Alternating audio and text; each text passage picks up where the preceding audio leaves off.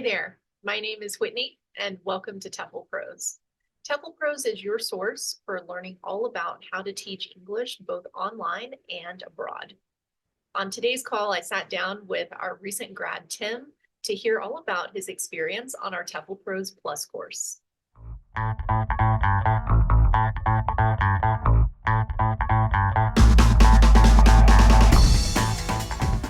Hey, Tim. Hello, Whitney. Good to see you. Likewise. Congratulations on graduating the other day from the course. It feels really good, and I thank you so much for all the assistance getting through and the encouragement. Oh, you're very welcome. Thank you for sharing your journey. You've had quite an interesting journey. I'm excited to have you on this call today so that we can share a bit about it with those that might be watching later. If you wouldn't mind, Tim, could you just give us a little bit of background on what you were doing prior to getting your TEFL certification? Prior to TEFL certification, I was serving as a minister in a church, and my call to my job was more going in the area of volunteer and missions rather than serving in a church, and to specifically being involved in education. So in 2018, I took a trip to Madagascar and fell in love with the people there. And by 2023, they had asked me, could I teach in their colleges and seminaries? And that led to TEFL. I don't know Malagasy. I don't know French, which are their two major languages. And I felt drawn to honor their request. So I went, help. And looked at, I got a grant to take any TEFL course I wanted as part of the grant. And so I did a lot of research, and TEFL Pros came out number one. Wow. So this is very interesting, I think, for folks to hear, Tim, because you're coming at it from perhaps a slightly different angle, although we see that folks get into this industry from all different places and they want to take it in all different directions. So for your specific situation, you get this grant, you have this call to go to Madagascar and kind of incorporate English teaching with church leadership type training. So what sorts of things were you looking for when you did all this research to decide on a TEFL program?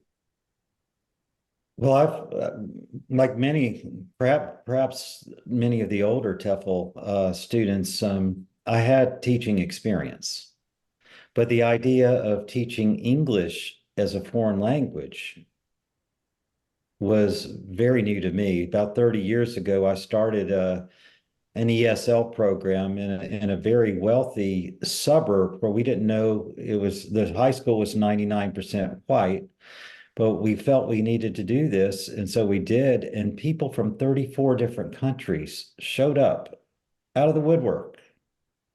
And so I had a little experience and knew the power of it. I mean, there were doctors working in dry cleaners because they couldn't speak English, and things like that. And so the teaching was okay, but teaching English made me very, very nervous, and I knew I needed help.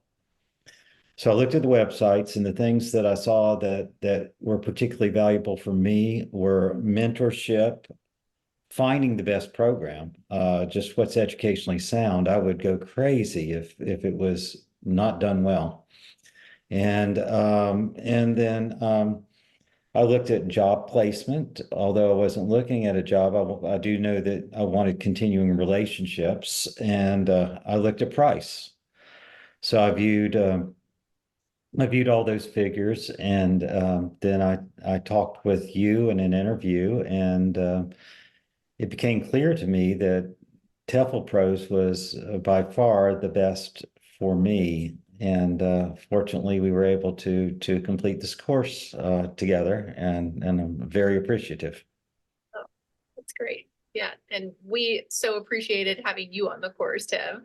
And we continue to look forward to seeing you on coaching calls on into the future.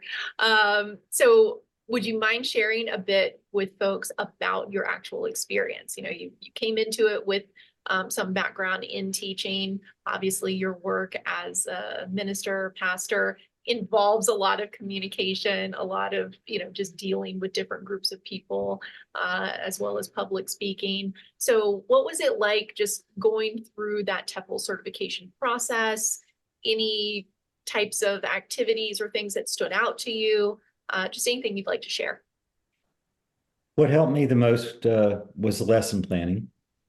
I have a lot of experience, but I did not take a course where I really had to plan lessons, and the educational experience I got, the best what I received was that the process by which you teach is as important as the content. And how you structure things, how you arrange your classroom, all that I knew, but the specific planning was very helpful for me to get down. Uh, I'm more of a stream of consciousness person, so the idea of chunking and making things very clear and no more than people can take in a bite was very, very important to me. And still have a lot to learn in that, but it was a great experience to be doing that in Madagascar and receiving coaching at the same time, often at the 11th hour. And it made for some real life wins. I did much better with TEFL than I would have done if I had not have taken it. It was not a requirement. It was something that I felt I needed to do what I was going to do, and I'm very glad that the way was clear to do it.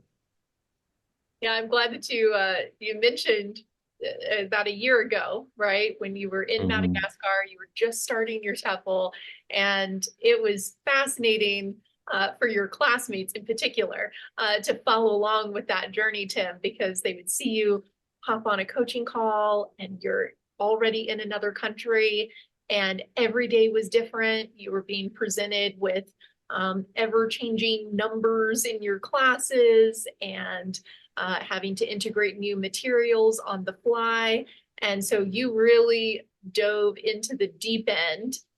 And it was just such a cool process to see that unfold um, in real time on our coaching sessions and hopefully provide some support to you during that time. Yeah, the flexibility was a real key in not knowing what to expect. And I don't know where other graduates will be heading, but to know that you might not always have internet or electricity or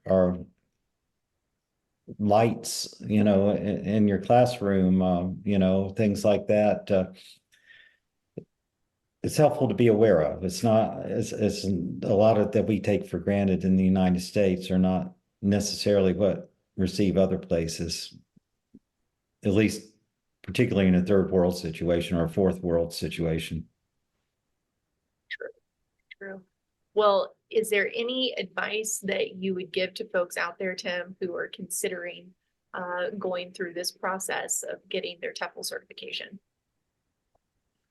Yeah, if you're on the fence, jump off, do it.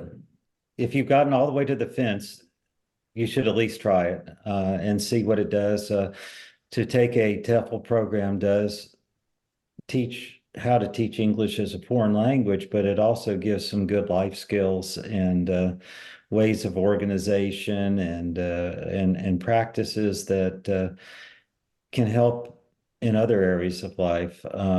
And so it's worth a try to at least get in a coaching call with you, and I think you'll steer people in the right way from there. But don't just sit on the fence. That's my advice.